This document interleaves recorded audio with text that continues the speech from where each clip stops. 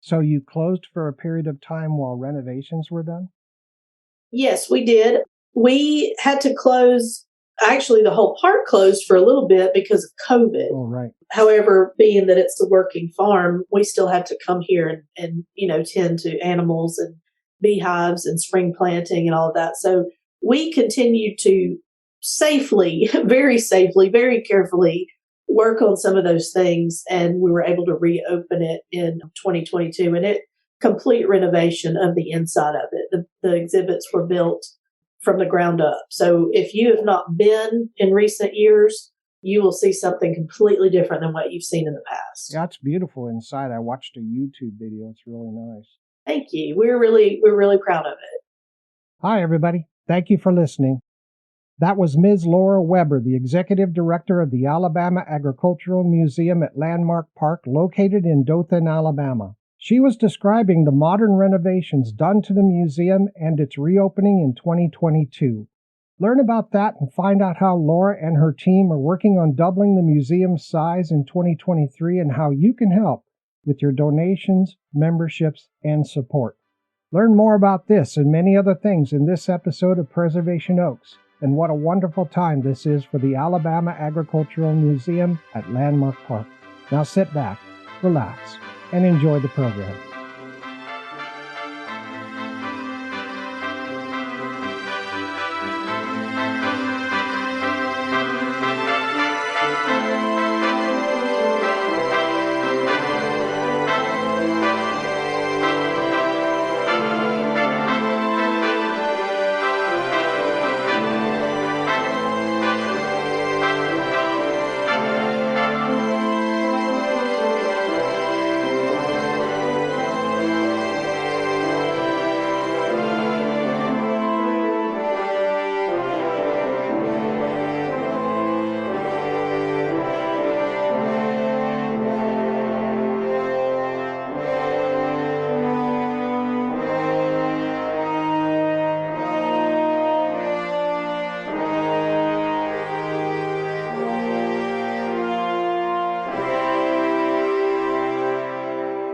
Hey, as I mentioned before, this is Preservation Oaks, coming to you from Salt Lake City. Preservation Oaks is the internationally syndicated original talk program on MicroStream Radio, where we feature interviews with professionals from museums, cultural and heritage institutions, historical and genealogical societies across the United States. Thanks for listening. Our main platform is preservationoaks.podbean.com. But we're also on almost every podcast platform, as well as TikTok, Odyssey, and YouTube. So, wherever you listen to the program, I appreciate it very much when you like, comment, and especially follow or subscribe. We trust that people want to have a better understanding of these organizations. We make listeners aware of how the organization is supported, how each is unique to the communities they serve, what programs and events they currently have underway, and what services they offer to the public and to their members. We believe this information is vital for people to know how to join, support, volunteer with, and donate to one or more of these societies. Remember that your donations are tax deductible, and many larger companies will even match your donation. That's a great thing. Each guest organization on Preservation Oaks brings with them a truly unique perspective around how they tell the story of their communities, how they continue to be relevant for the times in which we live, and what kinds of exhibits and volunteer opportunities they've created. This makes listening to each episode of the program interesting, fun, and diverse. If you're listening and you'd like to be a guest on the program, or if you have questions or comments about the program, spin off an email to preservationoaks@gmail.com. All right, that being said, let's get this show snapping. Our historical March events and birthdays for this episode. From our Yes, That Really Happened file comes two items. The first, March 4th, 1830, former President John Quincy Adams returned to Congress as a representative from Massachusetts. He was the first ex-president ever to return to the House and served 8 consecutive terms. And happy birthday to Grover Cleveland, who lived from 1837 to 1908. He was the 22nd and 24th U.S. President. He was born in Caldwell, New Jersey, and was the only president to serve 2 non-consecutive terms, and was also the only president to be married in the White House. From our American Ladies file, Happy birthday to the first female dentist, Lucy Hobbs, who was born in 1833 and lived till 1910. She was born in New York State. She received her degree in 1866 from the Ohio College of Dental Surgery and was a woman's rights advocate. From our General Information File, March 10, 1880, the Salvation Army was founded in the United States. The social service organization operates today in 90 countries. On March 12, 1888, the Great Blizzard of '88 struck the northeastern United States. The storm lasted 36 hours with snowfall totaling over 40 inches in New York City, where over 400 people died from the surprise storm. And finally, on March 24, 1934, the Philippine Islands in the South Pacific were granted independence by President Franklin D. Roosevelt after nearly 50 years of American control. Many thanks to thehistoryplace.com for our March historical events. Let's drink some tea, some Twinings tea. That's good tea. Now, you can email us anytime at preservationoaks@gmail.com with questions or comments. We love hearing from you. On our next episode of Preservation Oaks, we'll be meeting with the Bennington Museum, which holds in its collection a Grandma Moses schoolhouse and art collection. It's located in Bennington, Vermont. We'll be chatting with Executive Director Martin Mahoney. The Bennington Museum presents and explores the rich culture of southern Vermont, eastern New York State, northwestern Massachusetts, and southern New Hampshire in all its forms from the 18th century to the present. They hold the largest public collection of paintings by the great American folk artist Anna Mary Robertson, known as Grandma Moses, who lived in nearby Eagle Bridge, New York, as well as the defining collection of 19th century Bennington stoneware and other historic and fantastic artifacts.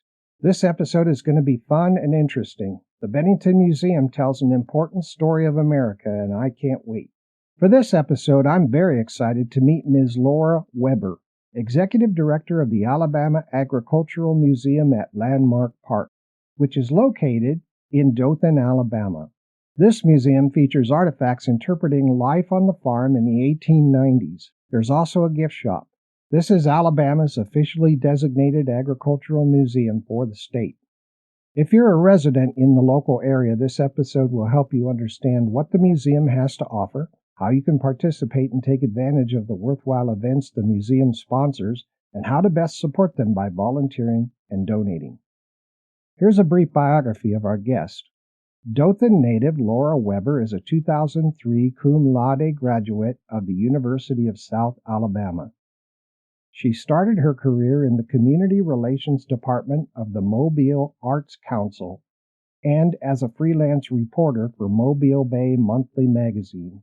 She was later promoted to managing editor of Mobile Bay Monthly and Mobile Bay Bride, two magazines published by PMT Publishing. Laura has also served as marketing director of Healthy You, a nonprofit dedicated to facilitating re-entry for formerly incarcerated women. Laura became public relations director of Landmark Park in 2008. She was named executive director of Dothan Landmarks Foundation in 2019. She's also an occasional freelance contributor to Business Alabama magazine. Laura is newly married to firefighter Jack Weber, and they share their home in Dothan with his daughter Keely Weber, a bearded dragon, 2 cats, and 5 hens. Laura enjoys reading, fiber arts, and playing traditional Celtic music with her band Shamrock and Thistle. Man, is this lady a Renaissance woman or what? And now, let's meet Laura Weber. Welcome to the program, Laura. Thank you for having me. Hey, the city of Dothan, I've noticed, is really beautiful with all the wall murals around town. That's great. Is that something that the city promotes? It is. We have the murals downtown that people can view that showcase kind of some of the historical moments from our town's history. And it really is fun to go through and look at all of them.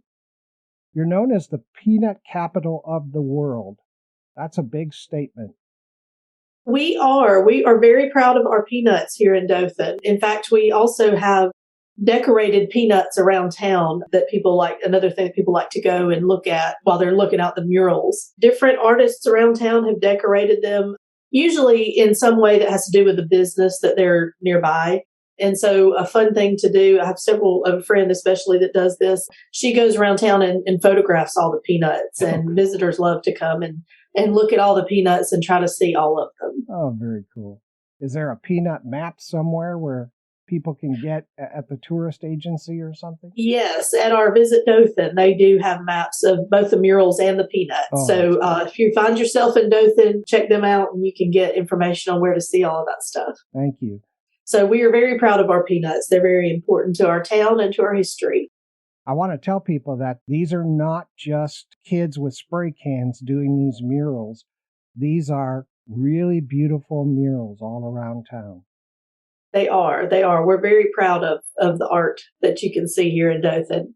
The Alabama Agricultural Museum is your organization. It's at Landmark Park. Yes. Is it the official state of Alabama Museum of Agriculture?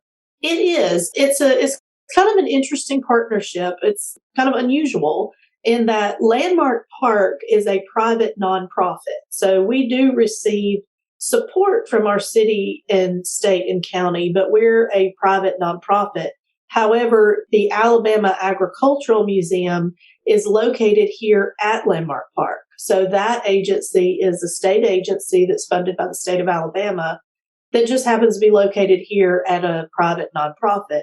And the partnership is really wonderful.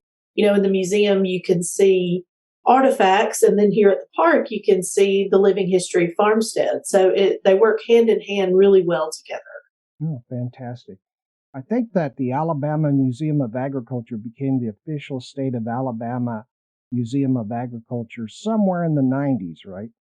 Correct. I believe it was in the early 90s, and the park had been here since the late 70s, and a very beloved institution here in Dothan. And so we were very excited to, become home to the Alabama Agricultural Museum. Why was the museum located in Dothan? Well, Dothan ag is so important to our area. And as the peanut capital of the world, it was a really nice place for the museum to be located. And it helped that Landmark Park had a living history farm that could work hand in hand with the museum. So it was just sort of a natural partnership that came together back in the 90s and has been a really great partnership ever since. Okay, thank you. What's the history of the museum? So the museum, like I said, it started in the early 90s. If you go back further than that, Landmark Park started in 1976. And that's when a group of people first came together to discuss preserving some of the historical sites in and around Dothan. And so in the late 70s, the park first got its start. And the Alabama Agricultural Museum was first located at Landmark Park in 92. And then over the years, it's had various exhibits and incarnations. And we reopened it in 2022 with a brand new exhibit. We had a visit from the governor for that opening. Then we've received additional state appropriation to expand the museum. So we're really excited how the museum is continuing to move forward. So you closed for a period of time while renovations were done? Yes, we did. We had to close. Actually, the whole park closed for a little bit because of COVID. Oh, right. However, being that it's a working farm, we still had to come here and tend to animals and beehives and spring planting and all of that. So we continued to very carefully work on some of those things. And we were able to reopen it in 2022, and complete renovation of the inside of it. The exhibits were built from the ground up. So if you have not been in recent years, you will see something completely different than what you've seen in the past. Yeah, it's beautiful inside. I watched a YouTube video. It's really nice. Thank you. We're really proud of it. You couldn't have picked a better time to close and renovate. It worked out. I mean, there of course were some hardship that came with that, but we were very fortunate that we were able to do the work that we had to do to get it done. Now, you said Landmark Park began in the 1970s. Yes. Can you review with us the buildings located in the park? What's someone going to see if they come there for a visit? Sure. So Landmark Park is 150 acres, and we have a living history farmstead historic town square, and then things like boardwalks and nature trails. And so some of the buildings that you'll see include our Waddell House. And the Waddell House was moved from a place in Dothan that right now these days is a very busy intersection, but at the time it was all farmland. And so rather than tear that house down, that group of people that started meeting in 1976 decided to move the house out here to some donated property. And so that's how the park got started. So the Waddell House was the first one to move. It's a large white farmhouse. A family did live in it for many, many years. And it's just a great showcase of what a home would have looked like back in the 1890 time frame. Not a huge home, but also not a one-room cabin. It was kind of a mid-range income level, higher to mid-range income level. So you'll see that, but then you also, over the years, additional buildings have been moved out to the park. So we do have a one-room cabin called the Watson Cabin that you can see. We have a historic church, a one-room schoolhouse, the Martin Drug Store, which is a working soda fountain and drugstore, and the Shelley General Store. So those are some of the historic buildings you can see at the park. And then, in addition to that, we do have an interpretive center, planetarium, boardwalk and nature trails, playground. So a lot of different things you can see here at the park. Oh my gosh, that's great. You said that's a working soda fountain in the drugstore? It is. It is. So the soda fountain is in Enterprise, which is a nearby town here in our area. It was a drugstore and soda fountain that was in use, again, for many, many years. And when it closed, the building was not actually moved to the park. We built a building here for it, but inside of it, everything you see inside is from that original soda fountain. So a working soda fountain where you can get drinks and ice cream and milkshakes, all the cabinetry, different artifacts you can see inside were all moved over from the Martin Drug Store and Enterprise. That's like a whole town from the 1890s. It is. It really is. We have the one-room cabin, which is, what would have been typical of a family with less income, then the larger Waddell House, and then all the town square buildings. Now, do all those buildings sit and take up the 150 acres, or is there some left over? There's quite a bit left over, actually. We have the farmstead, which is where the Waddell House and the cabin are located. And also on that area of the park is our living history farm. So we have farm animals and crops that would have been typical of this area in the 1890s. Okay. So we have Gulf Coast native sheep, red wattle hogs, piney woods cows. All the crops, again, would have been heirloom varieties that would have been popular in the 1890s in the wiregrass.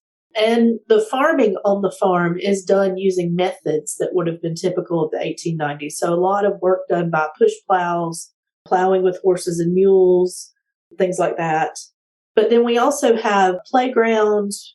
We have a boardwalk and nature trails.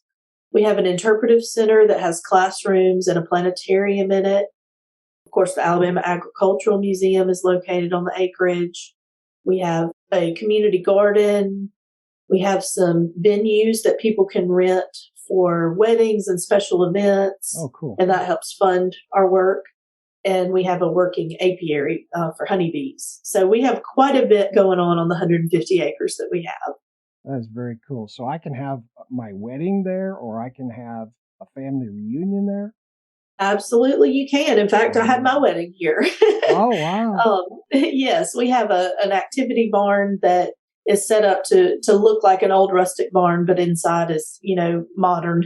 So you can have weddings and special events there. But we also host kids' birthday parties at the playground. We've had baby showers, corporate events, family reunions. It's a great place to have your special occasion. And those rentals help fund our work that we're doing for the community. That's really great. Do the rentals have kitchens? Yes, actually, the barn rental has a caterer's kitchen. So you can bring your caterer in, and there's, the ovens and large refrigerators, freezers, ice makers, things like that. Wow, that is really cool. I was reading that the Alabama Museum of Agriculture is a Blue Star Museum. What is that? Yes, that's a program we're really proud to be a part of. So, Blue Star Museum is a national program where from Memorial Day to Labor Day, active military and up to 5 family members can get in for free to Landmark Park where they can see the museum and the farm and everything. However, Landmark Park goes one step further, and we also include retired military. So, Blue Star Museum, if you hear another museum that participates in it, the Blue Star Museum is for active military, but Landmark Park extends that to our retired military as well. And that's just a way to say thank you for the military service to our country and to our community. We have a lot of military that live in the area because Fort Rucker is nearby. And so we're really proud to participate in that Blue Star Museum program. Oh, very cool. Now, let me give the contact information for the museum while we're here. The Alabama Agricultural Museum at Landmark Park, their website is landmarkparkdothan.com.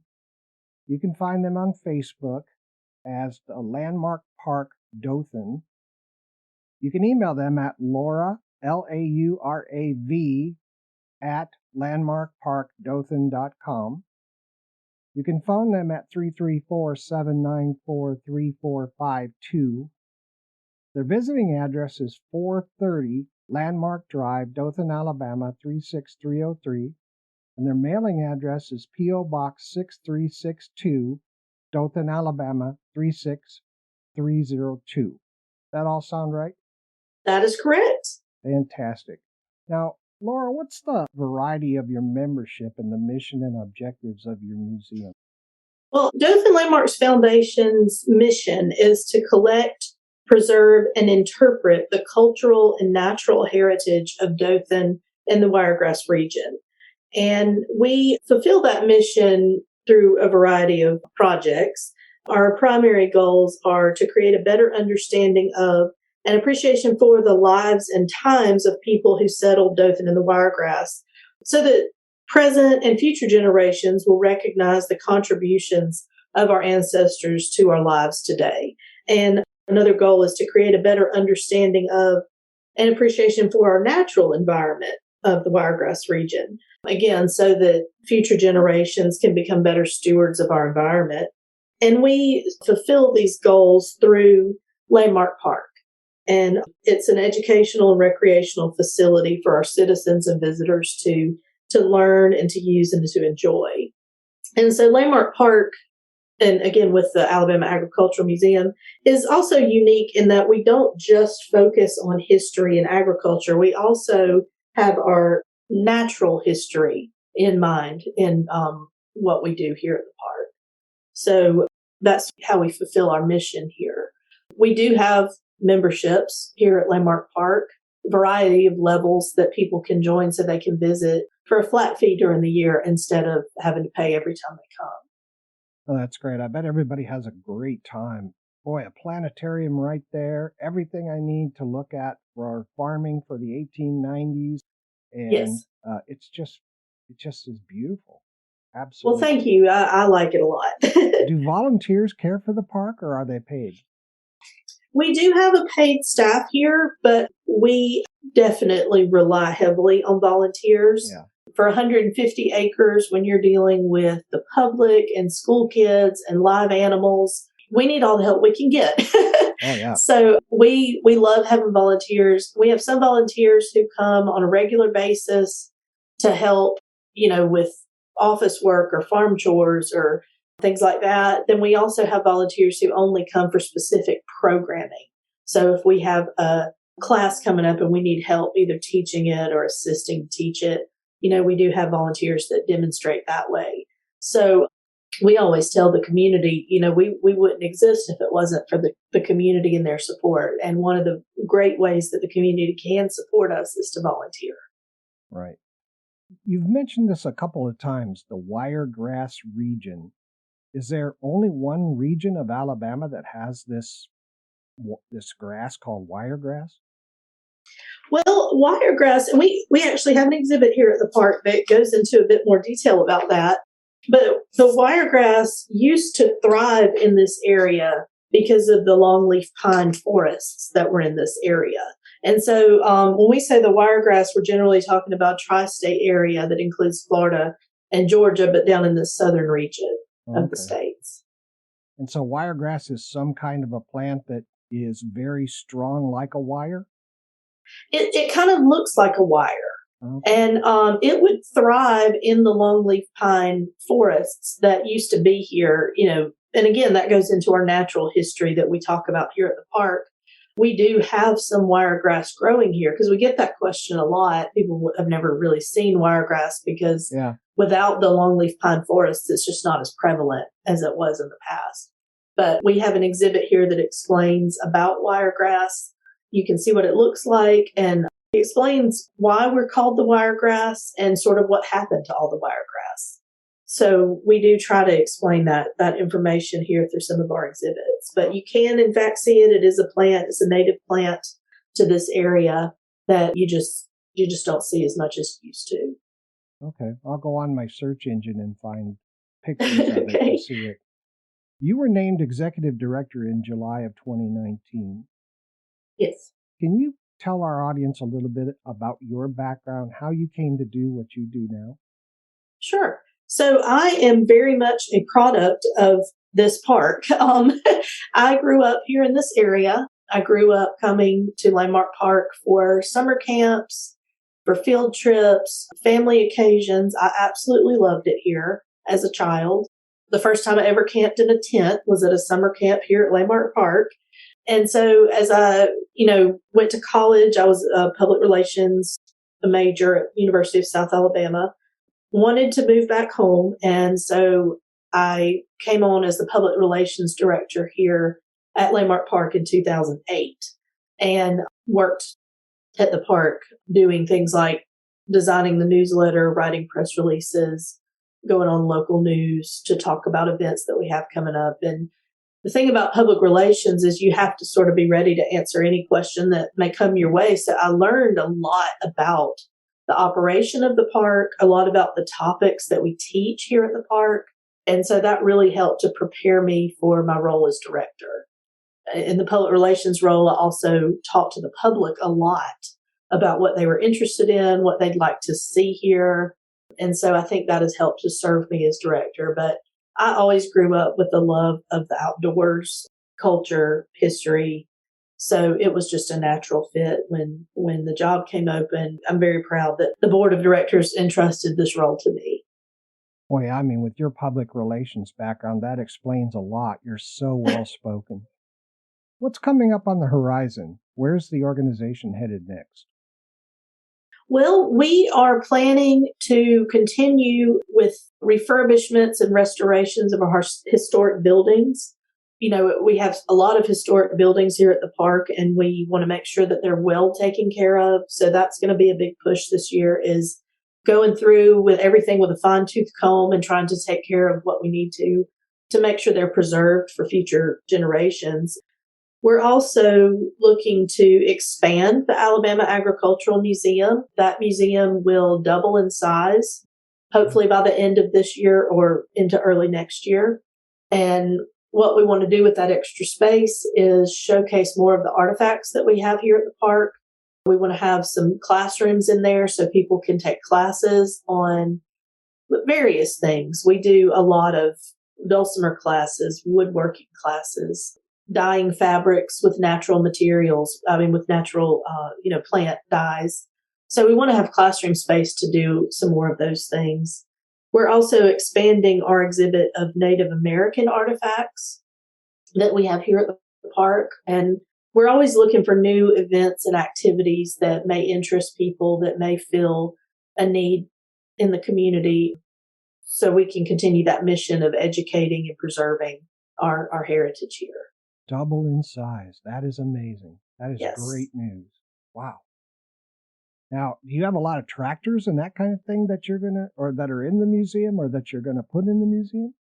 We do, actually. We have a tractor club that meets here at the park, an antique tractor club. And over the years, a lot of farm families have donated tractors to the park for display.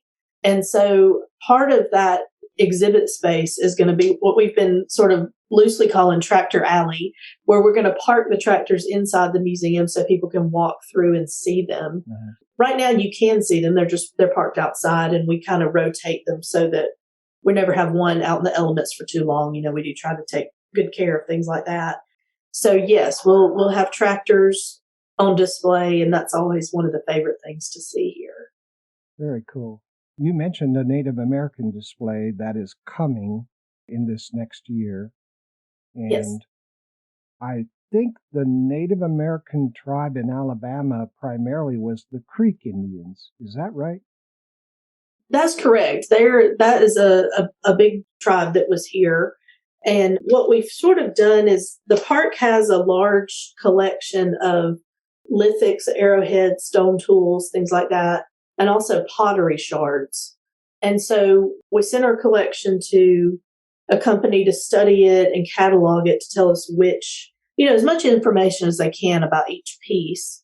So we're working to showcase the 4 main time periods of our Native American history in this area. And we'll separate them out so you can see the difference between different lithics from different time frames. But we'll also have some, scenic displays and graphic panels to explain sort of what you're looking at. Wow, so that's something that we've been sort of working on as we're able, funding wise. It's kind of been a process, a several step process with our funding situation.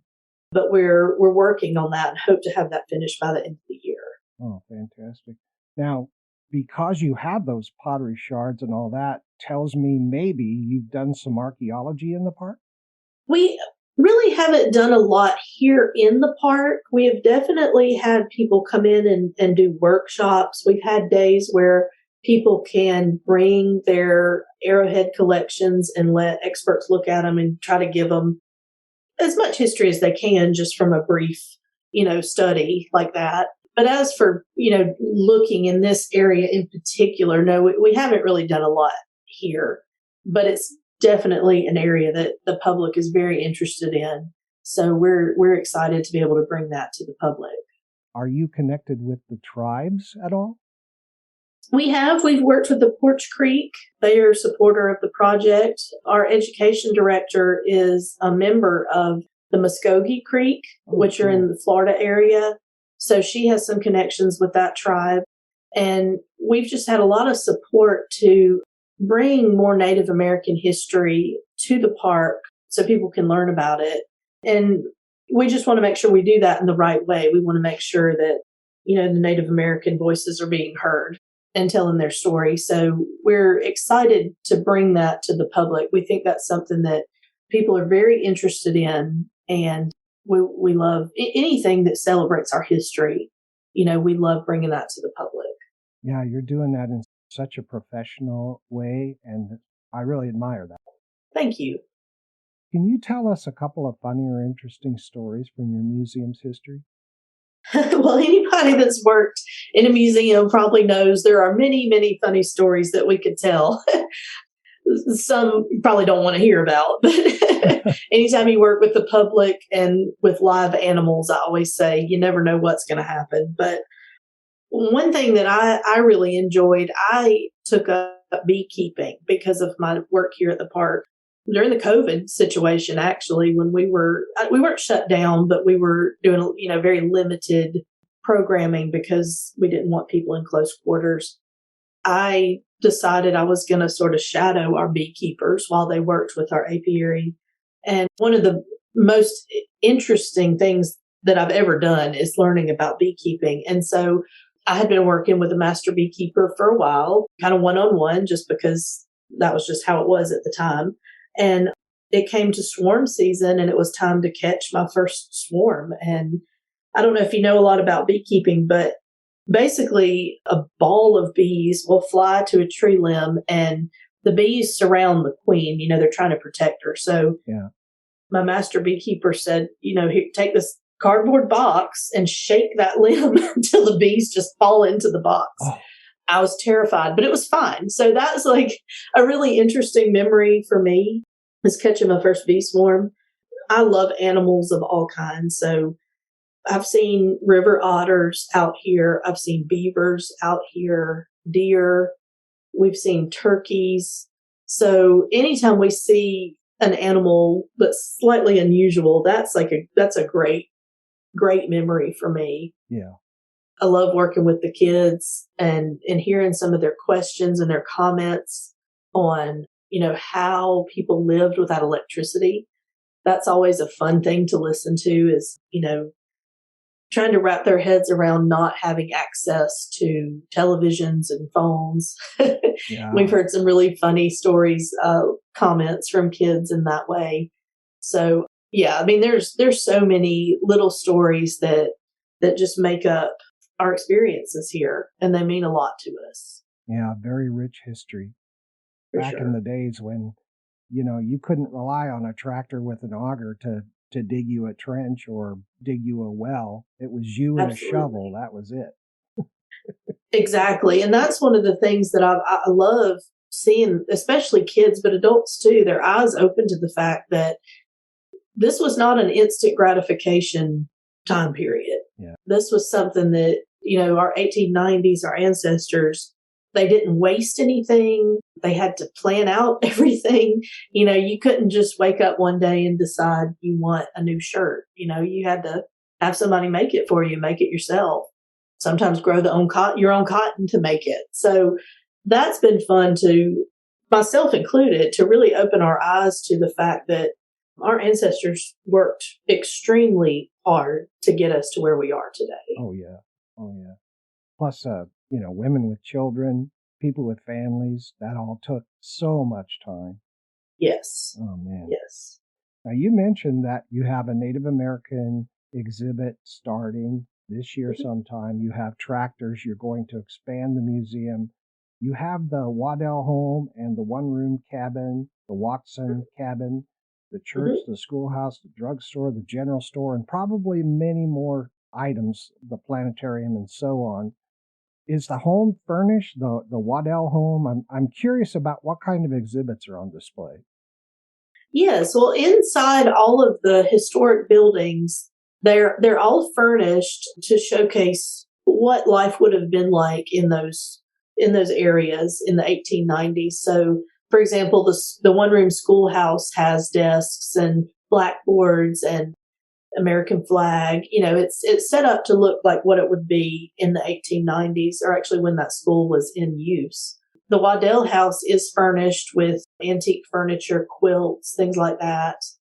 The drugstore also, everything is furnished to show the types of furniture and things and furnishings that would have been typical of that time period.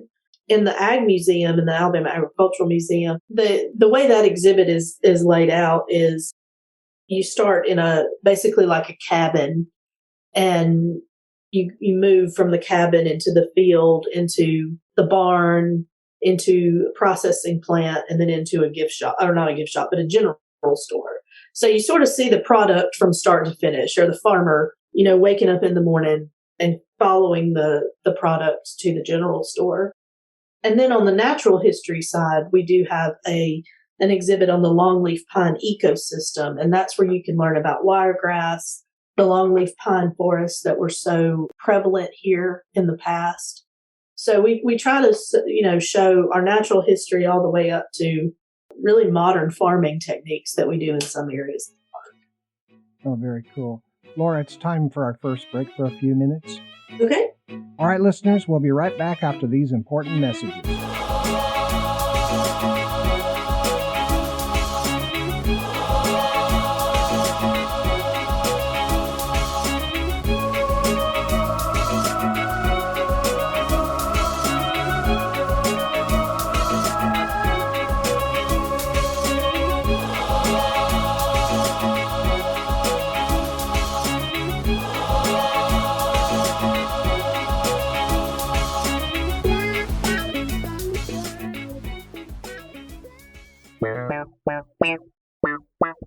Introducing a totally unique experience.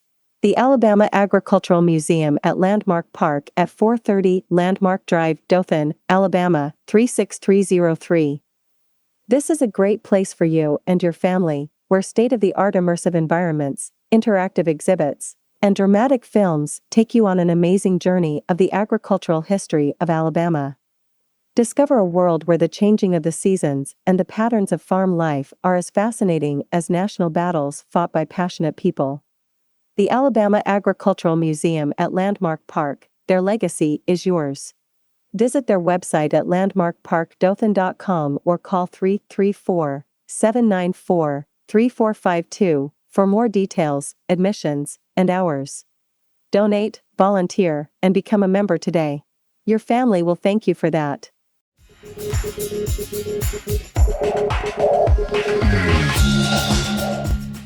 It's time for Preservation Oaks Book Shorts. Book Shorts is a segment of the program where we quickly introduce listeners to authors and books which satisfy your love of history and genealogy, help you with your own research, and finally help you improve the depth and wisdom of your unique family story.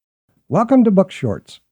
I've often commented on this podcast that I sincerely wonder who's telling the stories of the history of today's events and today's people. In the past, people used to publish books like The History of the County, which often included biographies of the people in a given county. These were wonderful books, and family historians used these books extensively as reference material for their ancestors' lives and times. The conundrum is that, at least to my knowledge, no one is writing these books any longer.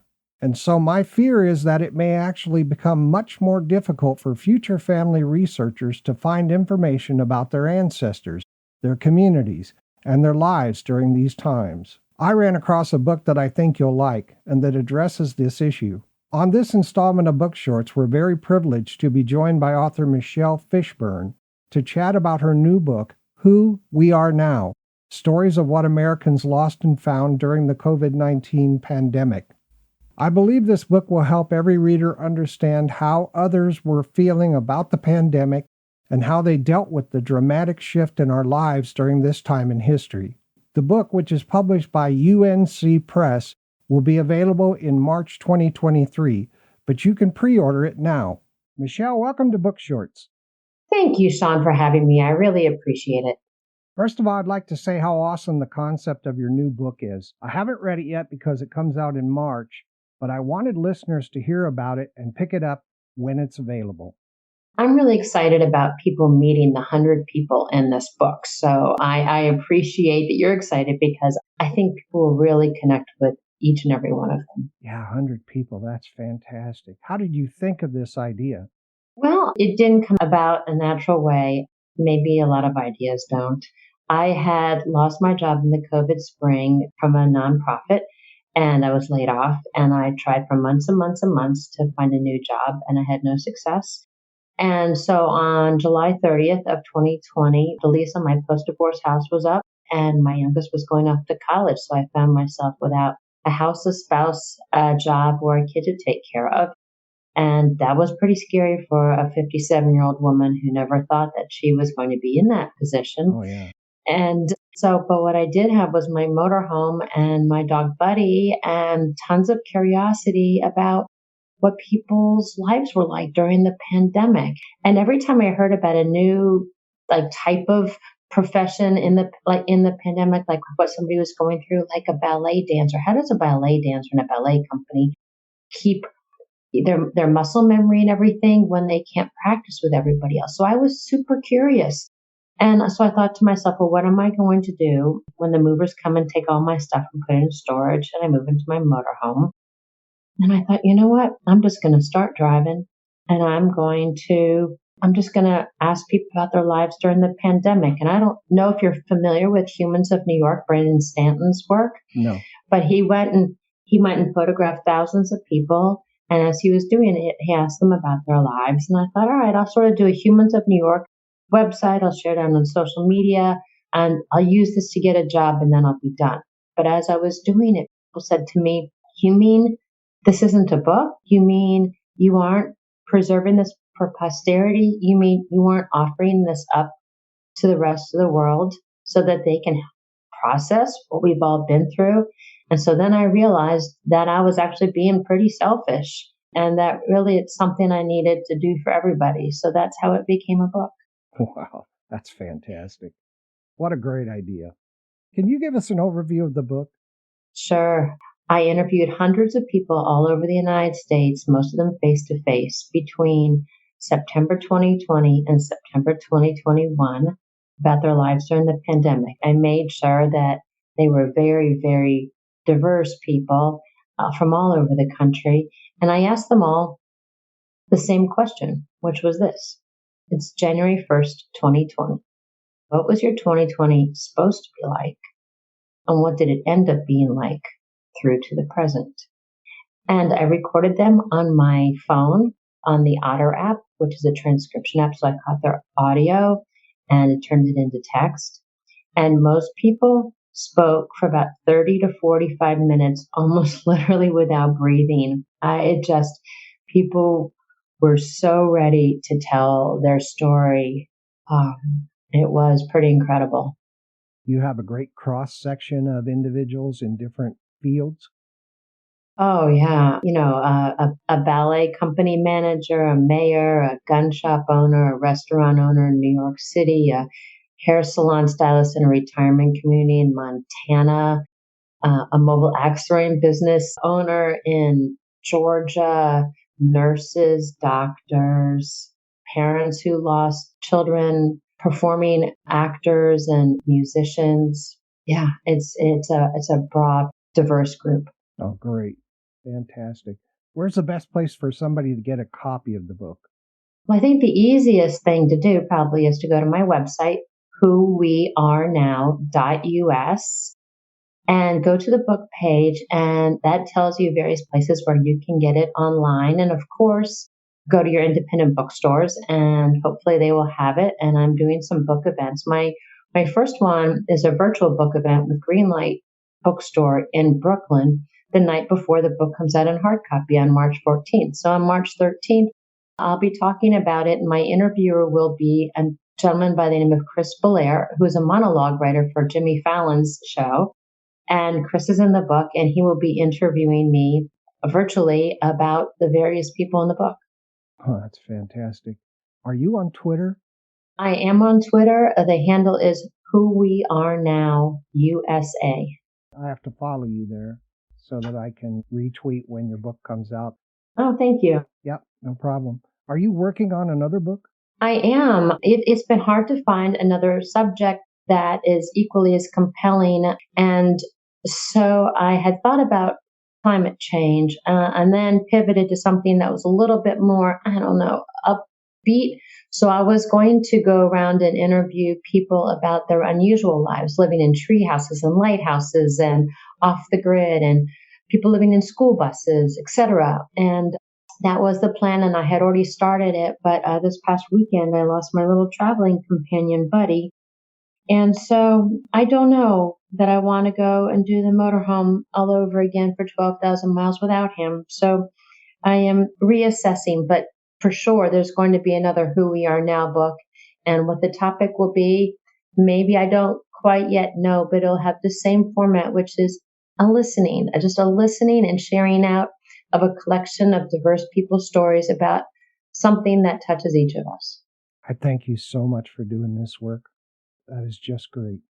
Well, I really enjoy it, and I fell into it just by being curious about everybody else. And Sean, one of the things I found on the road is almost every person I interviewed, after I interviewed them, they said to me, how is everybody else doing? How are people doing out there? Yeah. Can you tell me a story? Like, we're all curious about each other. We really are. It's one of the great things about being human. Fantastic. Well, I hope your book does well, and I really appreciate it. Listeners, pre-order a copy of this excellent book, which tells an important true life story about today's history of the COVID-19 pandemic. Thank you, Michelle, for being a guest on Book Shorts, and I'd like to thank you for your time and for your book. Thank you, Sean. Thank you for having me on again. You come back anytime when you write your next one. Look me up. Sounds great. You got a deal. Thank you very much. Bye-bye. All right, listeners, Michelle also has a website about the book. The URL is www.whowearenow.us. If anyone would like to follow Michelle's life as a full-time nomad, living and working from her RV, Airbnbs, and house-setting gigs, you can follow her on Instagram at Michelle Fishburne. That's Fishburne. and or TikTok at Michelle.Fishburne. Everyone can pre-order this new book, Who We Are Now, Stories of What Americans Lost and Found During the COVID-19 Pandemic. Once you've read it, be sure to leave a review, and I'd love to hear from you as well with comments about what you think of the book. I thank you in advance for doing that. Much appreciated. Okay, we'll see you all on the next Book Shorts.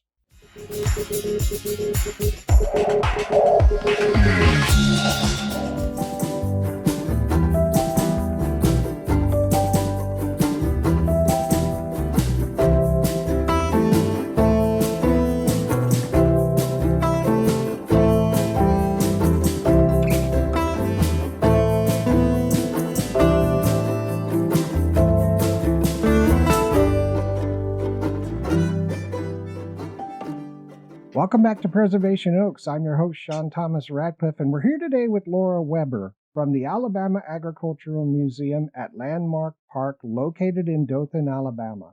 Let's pick up where we left off. I still have a couple of questions about the exhibits. Welcome back, Laura. Well, thank you. Good to be back. Laura, the exhibits, do they rotate at all? We have had traveling exhibits come in the past, but right now we don't have anything on rotation. However, we hope that once the museum is through with this expansion, that we'll have a space for rotating and traveling exhibits. Okay, well, that's very cool. I mean, double the size. That is going to be great for the people of that area. Yes, do you have any collections exhibited anywhere else? The only other place that we do have some exhibits on display is at the courthouse.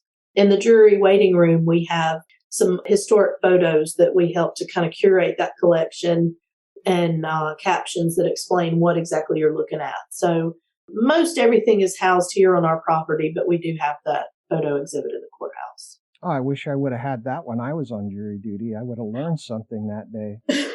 Well, that was sort of the idea behind it. It was several years back, but rather than just having blank walls to stare at, there's some really nice historic photos of farm life and captions that explain what you're looking at, where the photo was taken, and what activity that particular person was doing. And they're really nice black and white photos. So it really does kind of make it a nice place to sit and wait. Very cool. If your museum were to catch fire, God forbid, what things would you grab on your way out? For me personally, I am obsessed with our quilt collection. I love fiber arts and fabrics. And so I would grab as many quilts as I possibly could. We do have a quilt in our collection that's from Civil War times. So I got to say I'm partial to the quilts. But hopefully I will not have to make that decision ever. But I am. But some of my favorite artifacts are our quilt collection. When I visited the Amish country in Pennsylvania, they had shops with Amish-made quilts. They were just beautiful.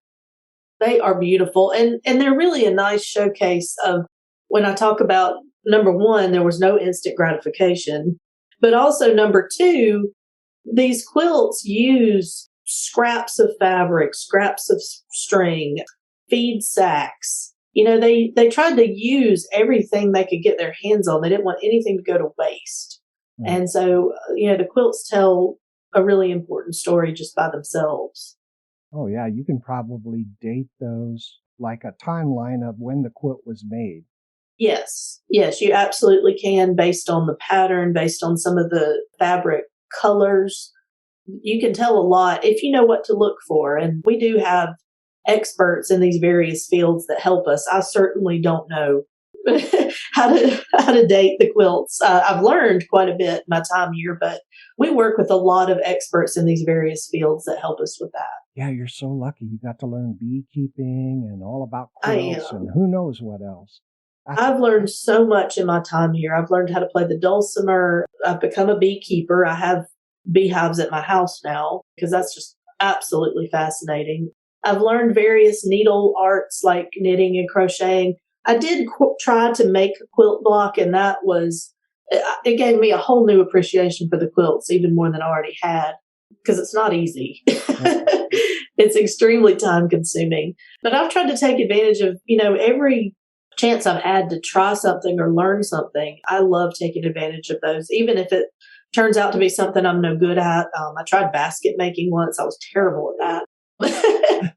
But I really like that I have had that experience. I feel extremely fortunate that I've had so many chances to learn so many skills. Now, thank you for all the information you've shared. If I understand it correctly, your funding model comes from the state of Alabama, number one, the donations from the public, number two, the memberships, number three. Are there any other funding sources that you have? We do. So the park and the museum are sort of a partnership. The state funding goes to the museum, to that building, to that staff, those operating costs. Everything else would go to the park for the most part. So the city and the county give yearly appropriations to the park to help maintain it. But then most of our funding does come from private donations, visitation. We host a lot of events throughout the year that bring out, hopefully larger numbers of people. We also do field trips so kids can come out, school teachers and homeschool teachers can bring their classes for a staff-led field trip. We get grants to help us with particular projects. And then I mentioned earlier that we do have rentals where you can rent the barn or the playground area. We have an auditorium, different areas of the park that you can rent for your own special event. So Right. I had my wedding here at the park. We host a lot of weddings here. So all of those different things come together to help maintain the park and museum. Oh, yeah, that's great. Now, how many people does your auditorium hold? The auditorium will hold about between 50 and 75. And then the barn that we have will hold 350. So it's a large building, just wide open building. So you can sort of set it up for whatever it is you're wanting to do. It just lends itself to a really nice venue for a wedding or a corporate event. Well, I always ask what your funding goals are for the year. It appears that one of your funding goals would be the doubling in size of the museum. Are there any other funding goals you have in mind this year? Yes, we did have to close, and it was a couple years ago, but we did have to close because of COVID.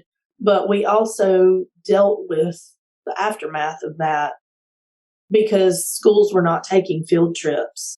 There were limitations of how many guests could be in a venue at one time. So our rentals were hurt by that. We weren't able to have special events because we didn't want to have huge groups of people coming together during that pandemic time.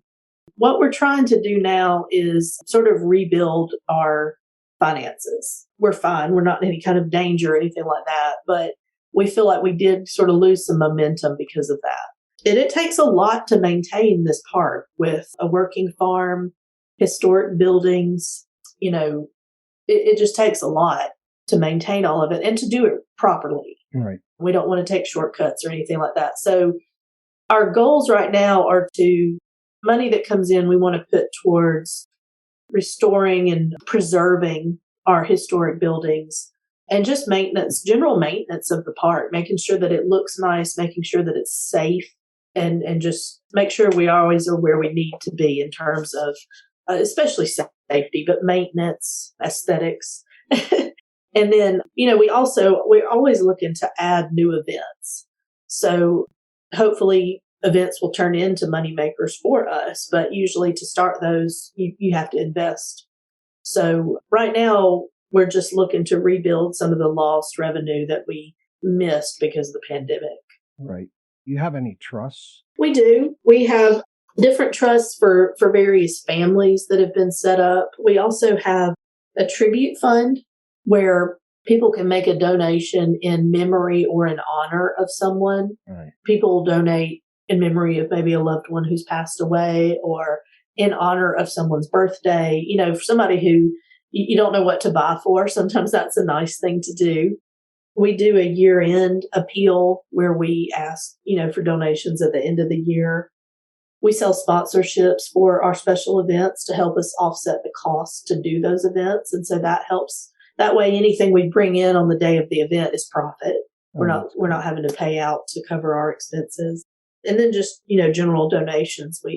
we absolutely love donations, of course. And we do have a membership program here at Landmark Park where you can join. There's different levels, but the most popular is our family level, and it's $60 for the year, and it covers 2 adults and then all your children and grandchildren under 18. So 2 adults, all children and grandchildren under 18 get into the park for free every day. Oh, nice. Free planetarium admission, early registration for events that fill quickly. We always let our members register first. Discounts on summer camps. So the membership program is just a great way to support the park, but also get a lot for your money. You get a lot of benefits with your membership. In addition to those family memberships, we have corporate memberships where businesses can purchase a corporate membership, and then they get either family memberships or single-use day passes that they can give to their staff or to their clients. Nice, way nice. The free daily admission to the park for that year of your membership is just a great benefit.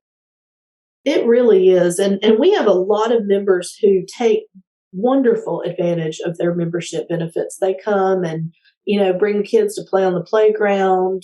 During the summer, they may come out every single day and just let the kids come play for a little while, just, while they're looking for something to do. So memberships are a really wonderful way to support us, but also get something for your money, get a lot of benefits.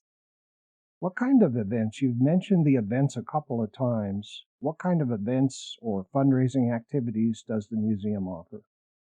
Well, we do several special events throughout the year. We do a spring farm day and a fall farm day. And those 2 events are where we bring demonstrators out to the park, and we have demonstrators that are on the farm doing things like churning butter, cooking on the wood stove, plowing with horses and mules, doing the peanut harvest, sugar cane grinding to make syrup. So we really bring the farm to life on those 2 days, in the spring and in the fall. And they're different activities because of the different seasons. Obviously, they'll be doing different things Right. at both of those. But then we also have, we do summer camps. We do workshops throughout the year on various music, woodworking, sewing.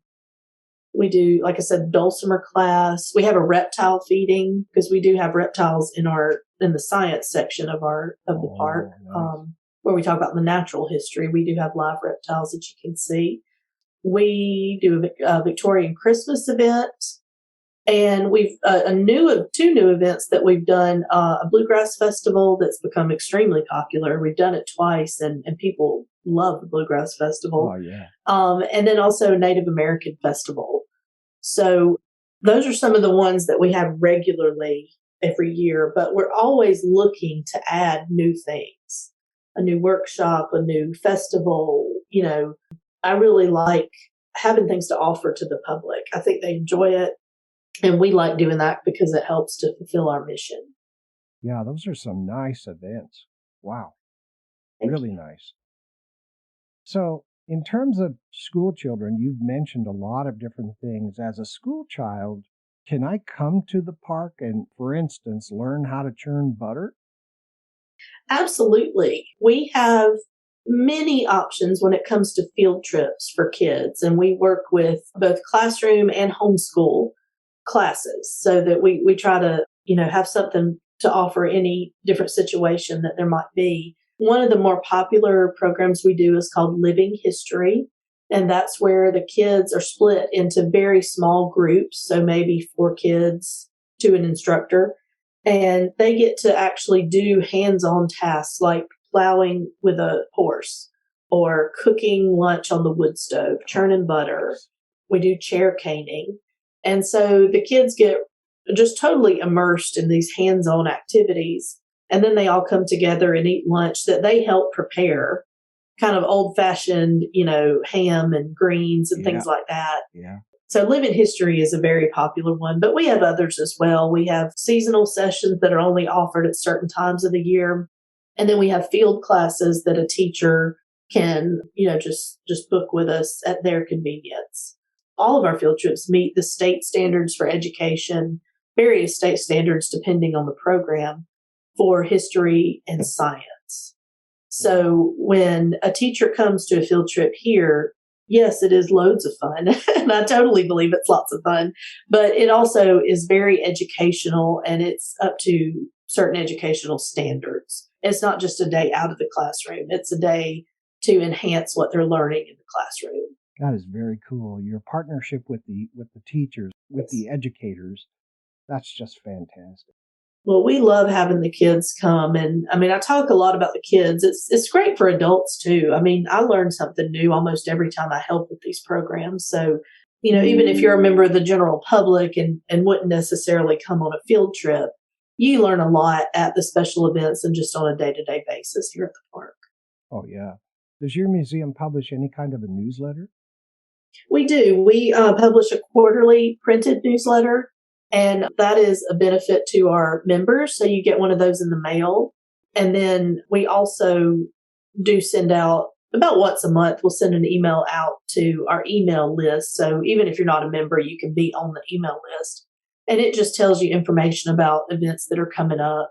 Usually we encourage you to join because you would get a newsletter and you also would get advanced registration on things that fill quickly, like summer camps. So we try to encourage membership even on the email list. Oh, yeah. I was reading that in addition to being a Blue Star museum for veterans, you also have a veterans gardening project. Yes, that is a relatively new program.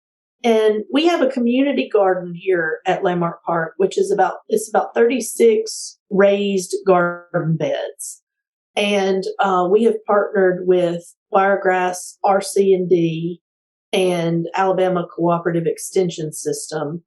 And we teach classes every other week on a variety of gardening topics.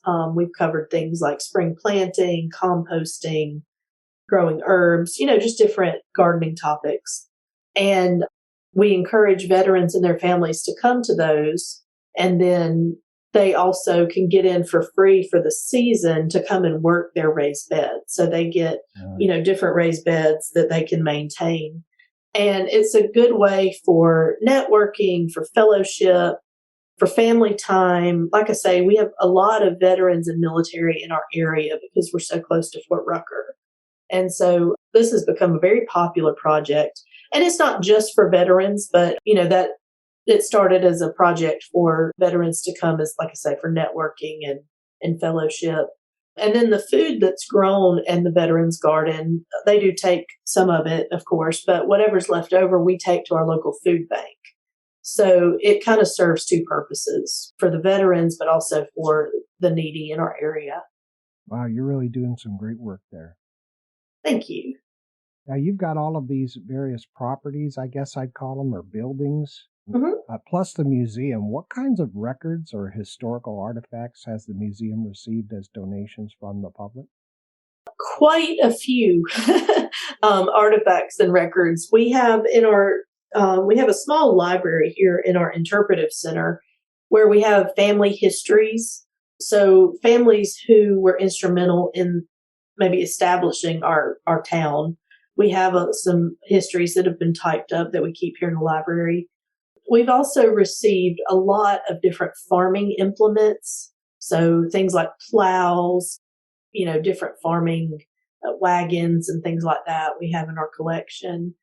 And we maintain an archive of historic photos. So, we, again, just trying to catalog those things and preserve them. So, but we have quite a lot of artifacts in our collection. Do you have docents in the park? We do on our special event days. We'll have extra help who can help answer questions. But just on the regular days, our staff is here and we're happy to help any way that we can. Okay. I'm wondering what kind of volunteer opportunities you have available for members of the public. Oh, we have so many different ways you can get involved depending on your interests. You can help at special events if you know how to do a skill or a craft. If you like to dig in the dirt, you can come help us on the farm and in the gardens. If you like working with kids, we always need extra hands for our field trip programs. and just general office work. Sometimes we need help answering the phones or working on a mail out. So any skill level or interest area, we can probably find something for you to do. Oh, that's great. That's great. Now, do you give tours? Are there tours I can purchase for, taking me through all of the buildings in the park? And God bless you. I think I heard you sneeze. Thank you. Sorry. Yes, we do have various tours. We have a farm tour. We do guided boardwalk tours and a museum tour. And that's all under our education programs that you can book. You guys are doing so much. It's just great. Wow. I have got to come and see Landmark Park. We would love to have you. I think you would really enjoy it. I know I would. How does the Alabama Agricultural Museum at Landmark Park interface with state and county and other organizations in the area? Well, we really love partnerships. So we work with a lot of groups that do various things. Like I mentioned, our wiregrass beekeepers maintain our apiary. Our master gardeners help us in the gardens. We have a wood turner group that meets to help and teach wood turning classes, quilt guilds that put on our quilt show and teach different sewing classes. We just really love partnerships. And our state and county and city representatives are always happy to talk to us and help us in any way that they can. We're extremely fortunate to be located right here where we are. So we try to help them any way that we can, and they have always been good to help us and try to work together just to make our community better. That's fantastic. Good to hear. What kinds of interesting books does your museum have for sale? We have a variety of history books for sale. We work with local historians in different aspects, and we carry their books. Dale Cox is a prominent historian in the area. T. Larry Smith is a prominent historian in the area. We carry their books. And then we have history books that we've helped with in publications about history. So mostly the books that we carry here that were written by local authors have to do with history. But they're extremely interesting. Again, you can learn so much from some of these people. They have a wealth of knowledge. And do they help you with the events? Do they help teach the public history? Yes. Again, extremely fortunate. We have a lot of historians that are willing to come and do storytelling, interpreting, demonstrating. We couldn't do what we do without their knowledge and without their willingness to help. That's really nice. I know you've got a beautiful website. What kind of things are available to do and view on your website? Well, the website is a great place to start. If you would like to come visit us, you can see, of course, our general information, hours. There's a map of the property, pricing, but you can also see events that are upcoming. We have a section on our website that has videos explaining the history of the different buildings here at the park. I try to post, or if we are covered in the local media, we'll put that on those links on our website if you want to see news stories that have run about the park. So it's a lot of information, and it's just a clearinghouse for anything Landmark Park and Alabama Agricultural Museum, anything related to those entities you can see there on our website. Yeah, it's a nice website. Can I join as a member via the website? Yes, absolutely. You can. A family member or a corporate member, you can do that right there on the website. Very nice. And can I donate to you from the website? Yes, you certainly can. We do those donations through PayPal, Okay. and you can donate or join right there on the website. Fantastic. And book a field trip program also on the website. Oh, very nice. Yeah, it's a great resource. You mentioned that the museum is planned to double in size in 2023. Are you seeking donations to help make that happen? We are always seeking donations for various things here at the park. The actual building is going to be funded through the state. Okay. But we're always looking for donations to help with preservation of the historic buildings, care of our live animals that are here at the park. I mentioned we have farm animals. We also have some reptiles here. A great way to support us is through that membership or the corporate membership programs. But we also, of course, accept donations if you want your support to go to a specific area of interest for you.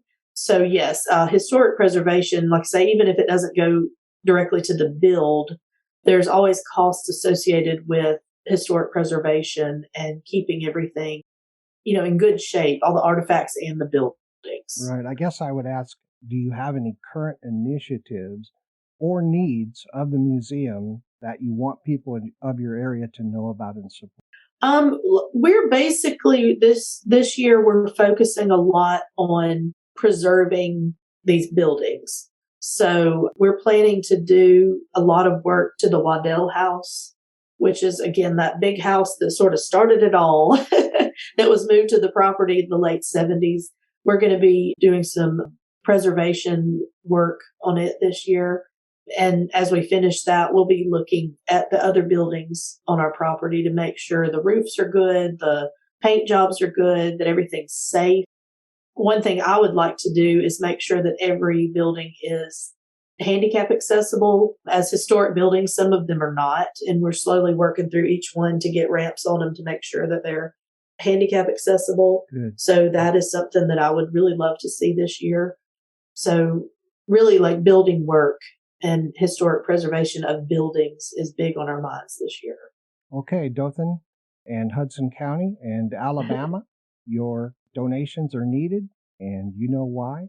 And it's a great cause, so please donate, donate, donate.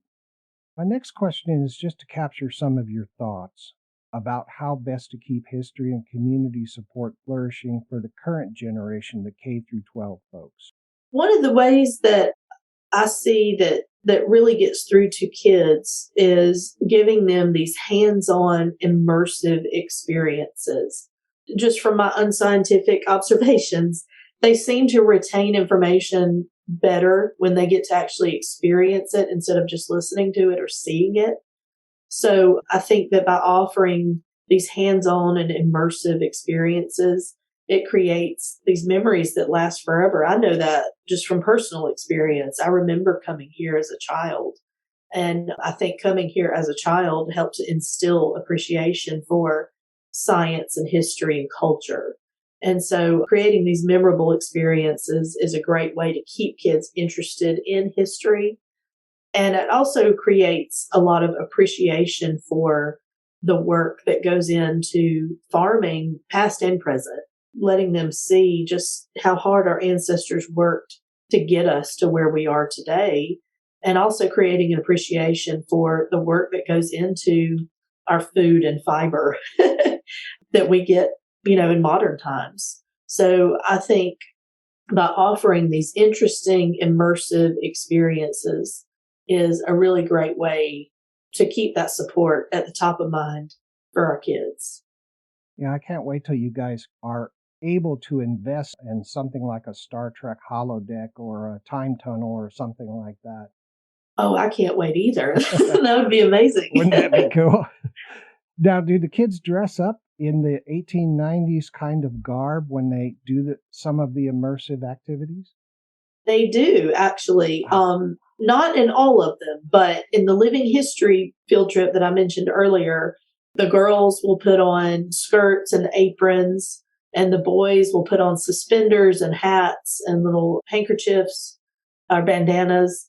And that's always interesting because, we as women, we don't wear dresses when we garden in general. I mean, some people do, I'm sure, but I certainly don't. And so for the girls to see, what it's like, what it would have been like for them back then is very interesting. Very cool. Well, Laura, it's time for us to take a break for a few minutes. Okay. All right, listeners, we'll be right back.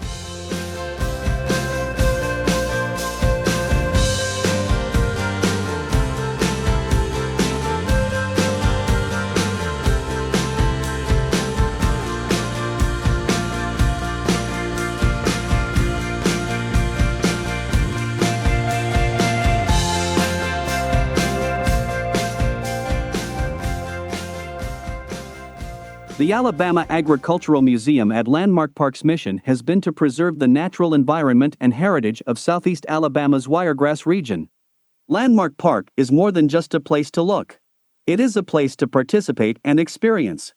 Experience history on an 1890s living history farm, complete with an old farmhouse, smokehouse, cane mill, syrup shed, sheep, cows, chickens, and pigs. Drift back in time in a Victorian gazebo, a one-room schoolhouse, a drugstore and soda fountain, a country store, or a turn-of-the-century church. Experience nature with a walk through the woods on an elevated boardwalk, stroll nature trails, visit our interpretive center and planetarium. See wildlife exhibits and have a picnic in our picnic area. Experience the excitement of annual special events like folklife festivals, antique car shows, traveling exhibits, concerts, and workshops. Experience the heritage of the Wiregrass region and experience an adventure.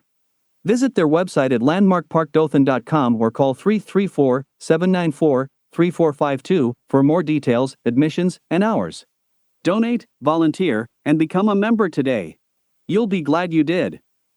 This is Paul Hackbard, outgoing president and now the marketing and communications director of the Iowa Falls Historical Society, and I listen to Sean Thomas Radcliff and Preservation Oaks on MicroStream Radio.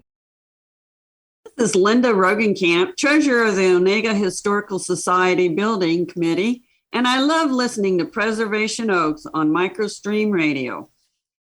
This is Cheyenne Janstetter, Archives Manager and Outreach Associate at the Museum of Danish America, and you're listening to Preservation Oaks.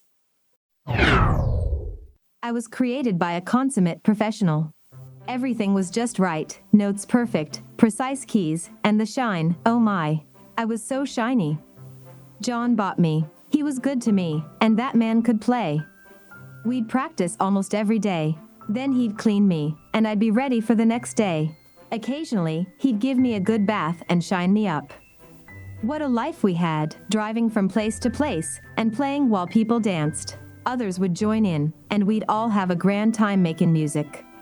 John traded me to Joe for a tenor model. Joe didn't give me baths, and I mostly sat in my case. I was there for years, until I went to a school. I helped youngsters learn how to play. It was great, all that energy and marching.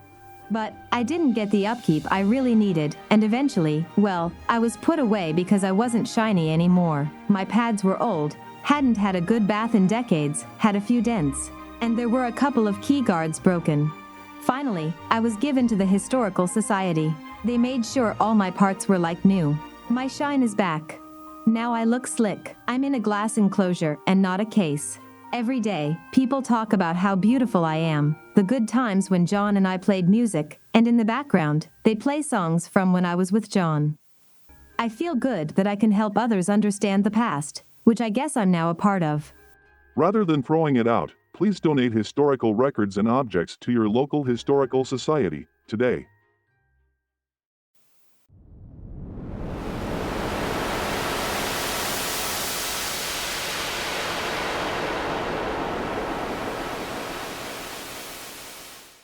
Hello, my plebes. This is Cleopatra, Queen of the Nile. While I'm waiting for Mark Anthony, I'm listening to Preservation Oaks on MicroStream Radio.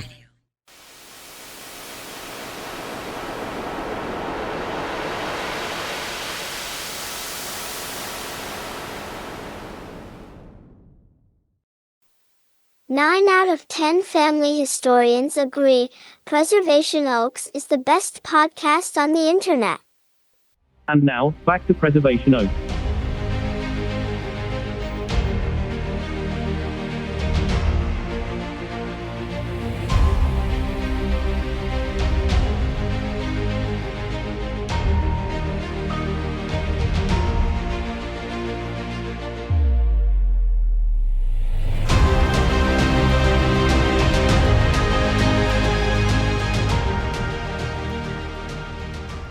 Welcome back to Preservation Oaks. I'm your host, Sean Thomas Radcliff, and we're here today with Laura Weber from the Alabama Agricultural Museum at Landmark Park, located in Dothan, Alabama. We've learned so much, and it's been great. Laura, thank you for the information you provided to our audience about your museum. Welcome back. Thank you. Glad to be back. Why is the museum important to the community? What makes your organization different or unique from others? Well, I've mentioned that what we do is very immersive and hands-on, but I think what really sets us apart is that our museum and park encompass both natural history and agricultural history. And we try to be very inclusive of all people of this area, all of the ancestors of this area, And we're specific to a time frame, the 1890s, that I don't know a lot of museums that are just specific to that time period in our history. So I think those are ways that we're different than something you may see somewhere else. Well, plus, I can tell you, I don't interview all historical societies or museums or any of that, but the ones I have, you guys are certainly unique. You're doing so much to help the community and help Alabama. Well, thank you. Well, Laura, I want to thank you for spending the time with us today. I've had a great time. Believe me, it's been good talking with you, and I'm so glad to meet you. You guys do so much for Alabama and for Dothan. It's really gratifying to hear everything that you do to help the community and your members. Well, thank you very much. It's been great to talk with you as well. And I'm very honored that I get to hold the position of director for the Landmark Park and the Alabama Agricultural Museum. And we hope to see some of your listeners here at the park at some time. Fantastic.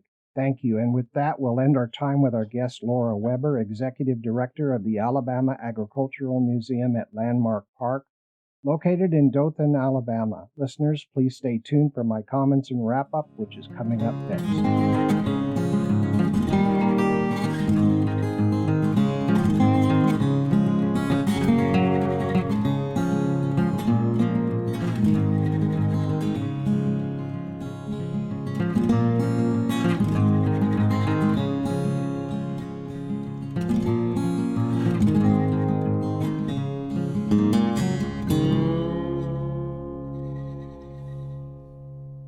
Now, I know this might sound trite, but seriously, to me, the city of Dothan and the Alabama Agricultural Museum at Landmark Park are really what Sweet Home Alabama is all about, folks. The Alabama Agricultural Museum at Landmark Park is a theme park, history park, community park, nature park, and science park, all rolled into one experience, which is beautifully kept and well managed by Ms. Laura Weber and her team of staff and volunteers. Man, I wish we had a place like this when I was growing up. Heck, you can have picnics, have fun learning many different things, attend a variety of fun and interesting events, experience fellowship, community, gardening, learn about animals and about history, pick up some time-honored survival skills, commune and learn about nature and the universe, have a soda or a shake at the drugstore soda fountain, and prepare for surviving the zombie apocalypse, all in the serene and beautiful countryside of Alabama. Where else can you lend your support to something interesting and fun to do for the whole family and for your kids over the summer school breaks? Renovations were just completed on the museum, and in 2023, the plan is to expand the museum to double its current size. How lucky you all are.